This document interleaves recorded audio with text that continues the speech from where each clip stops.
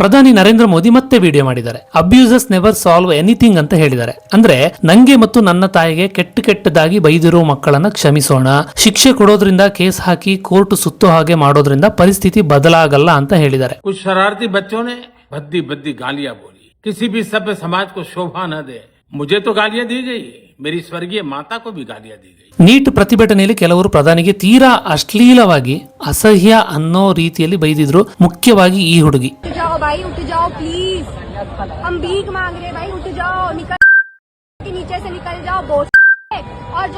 ಇಂಥವ್ರ ಮೇಲೆ ಪೊಲೀಸರು ಕೇಸ್ ಹಾಕೋಕೆ ಶುರು ಮಾಡಿದ್ದಾರೆ, ಕ್ರಮ ತಗೊಳ್ತಾ ಇದ್ದಾರೆ. ಈ ಸಮಯದಲ್ಲೇ ಪ್ರಧಾನಿ ಮೋದಿ ಈ ತರ ವಿಡಿಯೋ ಮಾಡಿ ಮಾತಾಡಿದ್ದಾರೆ. ಈ ಮಕ್ಕಳಿಗೆ ನಾವು ಮಾರ್ಗದರ್ಶನ ಮಾಡಬೇಕು. ಅಕಸ್ಮಾತ್ ಆಗಿ ನಾಲಿಗೆ ಕಚ್ಚಿಕೊಂಡ್ರೆ ಹಲ್ಲನ್ನ ತೆಗೆದು ಬಿಸಾಡೋಕೆ ಆಗಲ್ಲ, ಯಾಕಂದ್ರೆ ಹಲ್ಲು ನಮ್ದೇ ಅಲ್ವಾ, ನಾಲಿಗೆನೂ ನಮ್ದೆ. ಅದೇ ತರ ಈ ಮಕ್ಕಳು ಕೂಡ ನಮ್ಮವರೇ ಅಂತ ಅವರು ಒಂದು ಎಕ್ಸಾಂಪಲ್ ಕೊಟ್ಟಿದ್ದಾರೆ. ಈಗ ಈ ಹುಡುಗಿ ಸೋಷಿಯಲ್ ಮೀಡಿಯಾದಲ್ಲೇ ಬಂದು ಕ್ಷಮೆ ಕೇಳಿದಾಳೆ. उन लोगों के इन्फ्लुएंस में आके कि तुम लोग भी बोलो कोई सब बोलो करके मैंने बहुत चीज़ें बोली.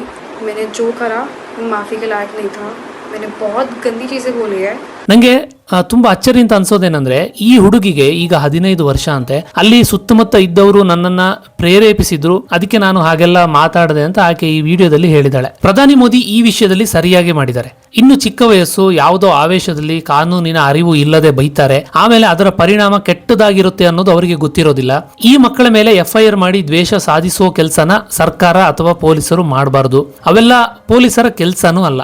ಅದನ್ನೇ ಪ್ರಧಾನಿ ಇಲ್ಲಿ ಹೇಳಿರೋದು. ಆದ್ರೆ ಇವರನ್ನ ಬಳಸ್ಕೊಂಡು ಗಲಭೆ ಮಾಡಿರೋರ ಮೇಲೆ ಮಾತ್ರ ಕ್ರಮ ಆಗ್ಲೇಬೇಕಿದೆ. ನಾನು ಇನ್ಸ್ಟಾಗ್ರಾಮ್ ಅಲ್ಲಿ ನೋಡ್ತಾ ಇರ್ತೀನಿ, ಕೆಲವರು ಅಸಹ್ಯವಾಗಿ ಬೈಯೋಕೆ ಅಂತಾನೆ ವಿಡಿಯೋ ಮಾಡ್ತಾರೆ. ರಾಜಕಾರಣಿಗಳಿಗೆ ಅಂತಲ್ಲ, ಒಬ್ಬರು ಇನ್ನೊಬ್ಬರಿಗೆ ಬೈಯೋದು ಕೂಡ ಇರುತ್ತೆ. ತೇಜೋವಧೆ ಮಾಡೋದು, ಬಾಡಿ ಪಾರ್ಟ್ ಗಳ ಬಗ್ಗೆ ಕೀಳಾಗಿ ಮಾತಾಡೋದು, ಈ ತರ ಕಾಮಿಡಿ ಓಕೆ, ನಾನೇನು ಮಡಿವಂತಿಗೆ ಇರಬೇಕು ಅಂತೆಲ್ಲ ಹೇಳಲ್ಲ. ಆದ್ರೆ ಒಬ್ಬ ವ್ಯಕ್ತಿನ ಟಾರ್ಗೆಟ್ ಮಾಡಿ ಮಾತಾಡೋದು ಸರಿಯಲ್ಲ. ಇದಕ್ಕೆ ಇವನು ಸ್ಟ್ರೈಟ್ ಫಾರ್ವರ್ಡ್, ಬೋಲ್ಡ್, ನೇರವಾದ ನಡೆನುಡಿ, ಏನ್ ಗುರು ನೇರವಾಗಿ ಮಾತಾಡ್ತೀಯ, ಈ ತರದೆಲ್ಲ ಹೊಗಳಿಕೆ ಬೇರೆ ಇರುತ್ತೆ. ಒಂದು ಕಾಲದಲ್ಲಿ ಸ್ವಾತಂತ್ರ್ಯ ಹೋರಾಟಗಾರರು ಬ್ರಿಟಿಷರ ವಿರುದ್ಧ ನೇರವಾಗಿ ಮಾತಾಡಿ, ನೇರವಾಗಿ ಬರೆದು, ಪತ್ರಿಕೆಗಳಲ್ಲಿ ಬರೆದು ಜೈಲಿಗೆ ಹೋಗ್ತಾ ಇದ್ರು. ಈಗ ಸೋಷಿಯಲ್ ಮೀಡಿಯಾದಲ್ಲಿ ಅಪ್ಪ ಅಮ್ಮನಿಗೆ ಬೈಯೋರೆಲ್ಲ ಫ್ರೀಡಮ್ ಫೈಟರ್ಸ್ ಅಂತ ಅನ್ಕೊಂಡ್ಬಿಟ್ಟಿದ್ದಾರೆ. ಆದ್ರೆ ಈ ಲೆವೆಲ್ ಅಲ್ಲಿ ಬೈದ್ರೆ ಪೊಲೀಸರು ತುಂಬಾ ಈಸಿಯಾಗಿ ಕೇಸ್ ಮಾಡಬಹುದು ಅನ್ನೋದು ಇಂಥವರಿಗೆ ಗೊತ್ತೇ ಇರಲ್ಲ.